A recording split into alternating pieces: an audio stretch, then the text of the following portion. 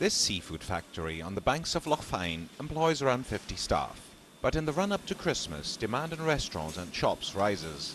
From October to December, they need an extra 25 people here at Loch Fyne. Despite paying more than the minimum wage, there aren't enough locals to take up the jobs. So they look to the EU labour market. But last year, for the first time, there were 10 staff short. They blame Brexit and the lower exchange rate of the pound. People are concerned, especially if they come just here. I do live here. It's a daycare second home, but people just come for a seasonal job and might be quite a difficult situation. The company had to rely on agency staff and overtime, which cost them an additional £30,000. And they have another concern going forward. We know that at the moment Norway, there's tariffs on Norwegian fish into the EU, and I'm pretty certain that once we have exited, Norway will be the first to say there needs to be some tariffs on Scottish fish as well.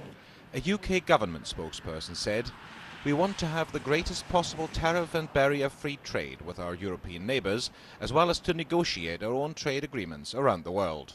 To be honest, I'm not aware of any new markets that have actually become available. We've been trading in most of these markets for almost our entire history, from Hong Kong, China, Singapore, through the Middle East, throughout Europe. So we're already doing that. I don't see anything additional to come from the Global Britain initiative. The UK government are saying that they are seeking a new deep and special economic partnership with the EU that is of greater scope than any existing agreement.